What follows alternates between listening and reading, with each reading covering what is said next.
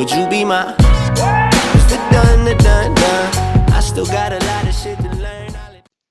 Hey, bonjour à tous, c'est Arator et on se retrouve dans une deuxième vidéo. J'espère que vous allez bien. Dans cette vidéo, j'aimerais vous parler de Crawlis et de ce qui s'est passé avant les événements que je raconte. Déjà, je voudrais situer Crawlis. Crawlis est une planète située à 1200 années-lumière de la Terre. Ça fait un petit bout. Elle a été créée en même temps que la Terre, soit il y a des milliards d'années. Ça fait il y a longtemps. Le premier peuple qui a vécu sur Crawlis se nommait les Khazars. C'était une forme de vie intelligente et technologiquement très avancée. Dès le début, ils sont en guerre contre les Bactriens, des créatures intelligentes, féroces et en constante évolution. La fusion est un moment important où deux planètes se rencontrent. Crawlis est l'une des planètes victimes de cette fusion. Il y a des milliards d'années, elle est rentrée, elle, en collision avec une autre planète. Lors de cette fusion, tous les Khazars sont morts, et la plupart des Bactriens meurent eux aussi. Les derniers Bactriens se sont réfugiés dans des grottes très profondes. Avec la fusion de deux planètes, le noyau a été décalé. Une partie est donc inhabitable car la pression atmosphérique est trop élevée.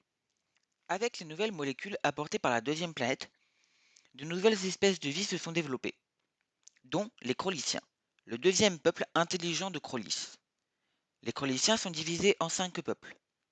Les Aïrs, le seul peuple pacifiste, et les tribus de la terre, du feu, de l'eau et du vent, nommés respectivement les Dargues, les Nocs, les Ouaé et les Zereth.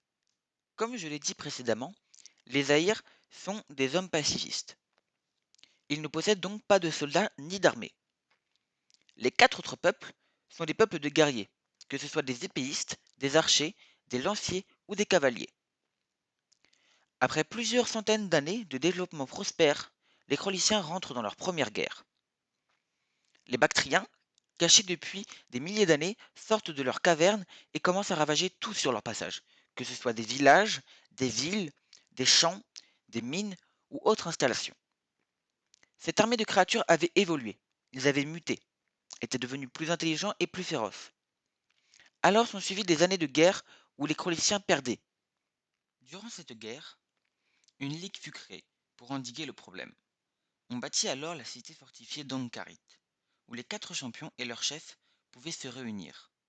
Un élément changea la donne dans la bataille. L'arrivée terrienne. Après une alliance, les Crawlisiens et les Terriens réunis se battirent pour vaincre les Bactriens, qui furent exterminés jusqu'au dernier.